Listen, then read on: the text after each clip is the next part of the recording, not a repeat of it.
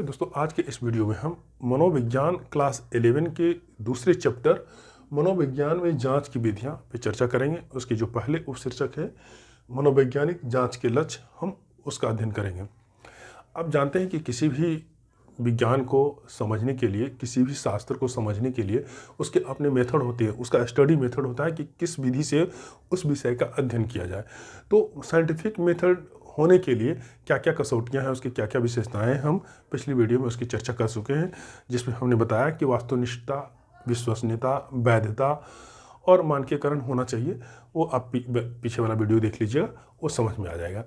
इस वीडियो में हम क्या देखने वाले हैं, इस वीडियो वाले में ये देखने वाले हैं कि हम किसी व्यवहार का जो ऑब्जर्वेशन करते हैं, किसी व्यवहार को जो हम टेस्ट करते हैं, वो उसका लक्ष्य क्या होता है। हम क्यों किसी के व्यवहार को ऑब्जर्वेशन करते हैं, क्यों किसी व्यवहार को हम देखते हैं, या फिर मनोवैज्ञानिक जांच जो हम करते हैं उसका लक्ष्य क्या होता है, साइकोलॉजिकल टेस्ट का क्या लक्ष्य होता है। तो उसका जो पहला लक्ष्य होता है वर्णन करना, दूसरा व्याख्या, तीसरा पूर्व कथन और चौथा नियंत्रण करना। इसमें आपकी किताब में थोड़ा सा ये सीक्वेंस उल्टा पुल्टा है। ये पहले पूर्व कथन दिया गया है, उसके बाद व्याख्या दिया गया। उस बात से कोई फर्क नहीं पड़ता है, लेकिन ये सिस्टमेटिक ढंग से हमें लगता है कि वर्णन के बाद व्याख्या होनी चाहिए। जब हम किसी के व्यवहार को समझेंगे नहीं ठीक से, तो हम उसका पूर्व कथन कैसे कर सकते हैं, व्याख्या कैसे कर सकते हैं। तो ये आप देख लीजिए, हम इसको एक एक करके पहले समझते हैं और उसके बाद फिर हम एग्जाम्पल के जरिए इसको बेहतर ढंग से समझेंगे। तो आइए एक एक करके देखते हैं। सबसे पहले ये वर्णन है। वर्णन को अंग्रेजी में डिस्क्रिप्शन कहते हैं। तो ये वर्णन होता कैसे, जब कोई मनोवैज्ञानिक या कोई व्यक्ति किसी के व्यवहार का अध्ययन करना चाह रहा है, तो सबसे पहले क्या करेगा, उसकी एक्टिविटी को नोट करेगा कि वो कर क्या रहा है। जैसे अभी के सामने, अभी जब हम आपके सामने जब हम ये बात बता रहे हैं, इस मनोविज्ञान की विधियों पे चर्चा कर रहे हैं, तो सामने कैमरा रखा हुआ है और कैमरे से ये सारी चीज़ें रिकॉर्ड हो रहा है। तो एक तरह से आप कह सकते हैं कि ये जो कैमरा है अभी, ये हमारे एक्टिविटी को, हमारे बिहेवियर का ये वर्णन दे रहा है। कोई भी व्यक्ति इस मोबाइल के जरिए ये देख सकता है कि हमने यहाँ पे क्या क्या किया। उसकी समझ एक डेवलप होती है उसकी वर्णन से। तो उसकी जब हम किसी व्यवहार को रेखांकित करते हैं, किसी के व्यवहार को रेखांकित करते हैं एक समझ डेवलप करने के लिए, उसकी समझ के साथ, तो हम ये कहेंगे कि पहला वाला जो लक्ष्य है हमने पूरा कर लिया। जैसे अगर कहें कि बताइए कि ये व्यक्तित्व किसको कहते हैं, पर्सनालिटी किसको कहते हैं। अब इसको समझने के लिए आप अलग अलग किताबों का सहारा लेंगे और उस किताबों को अध्ययन करने के बाद आप एक समझ डेवलप करेंगे और उसके बाद फिर आपसे कोई पूछे तो आप बता सकते हैं कि व्यक्तित्व क्या है। तो पहली वाली जो एक्टिविटी हुई, क्या हुई कि आपने व्यवहार को समझने, व्यक्तित्व को समझने के लिए विभिन्न किताबों का अध्ययन किया, उसके वर्णन को समझा और समझने के बाद अब आप इस काबिल हो गए कि आप उसको बता सकते हैं कि ये है क्या। तो वर्णन का पहला जो पार्ट है, मनोवैज्ञानिक लक्ष्य का जो पहला उद्देश्य है कि किसी भी व्यवहार को जिस परिस्थिति में, जहाँ भी, जिस परिवेश में जैसे घटित हो रहा है, उसके व्यवहार को आलेखित करना, रिकॉर्ड करना, एक समझ के साथ, समझ कर, ताकि आप उसको बता सकें, ठीक है, बाद में जरूरत पड़े तो इसको एक्सप्लेन कर सकें। मनोवैज्ञानिक जांच के दूसरे लक्ष्य है व्याख्या या एक्सप्लेनेशन। एक्सप्लेनेशन या व्याख्या का क्या मतलब होता है कि जो वातावरण में विभिन्न वेरिएबल हैं उसके बीच हम एक कोरिलेशन स्थापित कर पाएं, कॉज इफेक्ट का संबंध ढूंढ पाएं, निर्धारित कर पाएं, वातावरण के विभिन्न उद्दीपकों के बीच, विभिन्न स्टिमुलस के बीच, विभिन्न वेरिएबल के बीच संबंध स्थापित कर सकें, उसके बिहेवियर के कारक को निर्धारित कर पाएं कि कौन सा स्टिमुलस है। स्टिमुलस का मतलब क्या होता है, मनोविज्ञान में वेरिएबल और स्टिमुलस दो चीज़ें आती रहती है। तो इसको समझना कि उद्दीपक किसी भी चीज़ को जो आपके बिहेवियर को प्रभावित करता है। आपका बिहेवियर क्या है, आपका बिहेवियर मोटे तौर पे किसी उद्दीपक के प्रति प्रतिक्रिया होती है। जो उद्दीपक, जो वातावरण में जो वस्तुएं हैं, जो आपके ज्ञानेंद्रियों को प्रभावित करता है, जैसे लाइट है, लाइट आपके आँख के लिए उद्दीपक है, कोई आवाज़ आपके कान के लिए उद्दीपक है। तो आवाज़ हो, लाइट हो, इसी तरह आपके जो 5 ज्ञानेंद्रियाँ हैं उसको प्रभावित करने वाले अलग अलग वस्तुएं हैं, अलग अलग चीज़ें हैं। तो वो सारी चीज़ें जो उसको प्रभावित कर रहा है उस ज्ञानेंद्रियों को, और उसके फलस्वरूप आपका बिहेवियर उसके प्रति, आपका व्यवहार उसके प्रति होता है, तो वो सभी चीज़ें जो आपके ज्ञानेंद्रियों को प्रभावित करता है उद्दीपक है, स्टिमुलस है, और आपका व्यवहार उसी उद्दीपक के प्रति एक प्रतिक्रिया होता है।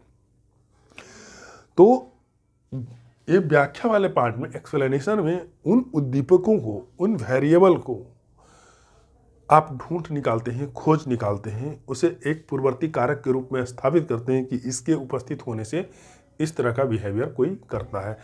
आप जानते हैं ये पैवलव, अब मनोविज्ञान के जितने लर्निंग के चैप्टर हैं, लर्निंग के जितना भी रिसर्च है, सब इसी बेस्ट पे है कि प्राणी का व्यवहार उद्दीपकों के प्रति प्रतिक्रिया है। पैवलव का कुत्ता क्यों लात टपकाता है? क्योंकि वो भूखा है। जब भूखा है तो भोजन उसके लिए उद्दीपक है, भोजन देखते ही लात टपकाता है। और सिर्फ भोजन देखने से नहीं, बल्कि भोजन को उपलब्ध कराने वाली कोई ऐसा दूसरा उद्दीपक जो उसकी सूचना देता है, जो उसको संकेत करता है कि अब भोजन आने वाला है, उसके प्रति भी वो प्रतिक्रिया करता है। तो अगर कोई व्यक्ति इस चीज़ को समझ लेता है कि कोई व्यक्ति अगर भूखा है तो भोजन के प्रति प्रतिक्रिया देगा और लात टपकाएगा या फिर उसको प्राप्त करने के लिए अलग अलग तरह के एक्टिविटी करेगा, तो जब आप ये चीज़ एस्टेब्लिश कर पाते हैं कि किसी व्यक्ति का व्यवहार किन उद्दीपक के कारण हो रहा है, वो वातावरण में क्या परिस्थितियां हैं, क्या चीज़ें हैं जो उसके व्यवहार को स्टिमुलेट कर रहा है, व्यवहार करने के लिए उसे उकसा रहा है, तो ये व्याख्या का पार्ट हुआ, वो एक्सप्लेनेशन के पार्ट हुआ। आप समझ गए होंगे कि व्यवहार के निर्धारक या पूर्ववर्ती दशाओं की पहचान करना, इसमें उन स्टिमुलस की पहचान की जाती है जो आपके व्यवहार को करने के लिए प्रेरित करता है। ठीक है। तीसरा जो है पूर्वकथन।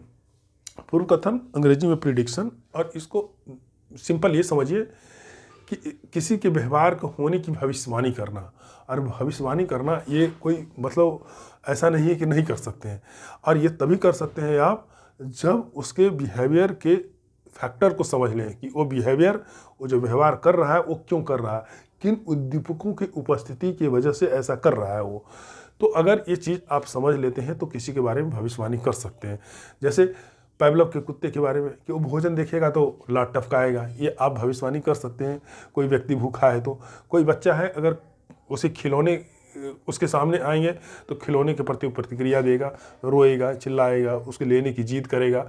तो ये क्या है, ये आप अगर चीज़ जानते हैं, दूसरे वाले फैक्टर को समझ लिए हैं, दूसरे जो निर्धारक हैं, दूसरे जो लक्ष्य है, इसको अगर आप समझ लिए हैं तो तीसरे वाले काम आप आसानी कर सकते हैं कि अगर बच्चा के सामने मोबाइल आएगा जिसके प्रति वो प्रतिक्रिया देता है तो आप कहेंगे कि मोबाइल से हटाओ, उससे बच्चा को उसकी माँ, उसके अभिभावक उससे बचाते हैं। उस दूसरे व्यक्ति जो उसके सामने मोबाइल लाता है उसको डांट पड़ती है कि तुम क्यों लाया, तो उससे बचाने की कोशिश। आप देखिए मेले ठेले में कहीं आप जा रहे हैं, बच्चा को लेकर के जा रहे हैं, और अगर कोई गार्जियन के पास पैसे नहीं है कुछ खरीदने के लिए, और वो जानता है, क्या जानता है कि बच्चे खिलौने के प्रति प्रतिक्रिया देगा, वो रोएगा, चिल्लाएगा, लेने की जिद करेगा, तो उसकी माँ, उसके जो अभिभावक होते हैं उसे उसके नज़रों से बचाते हुए ले जाते हैं कि वो देखे नहीं। क्यों?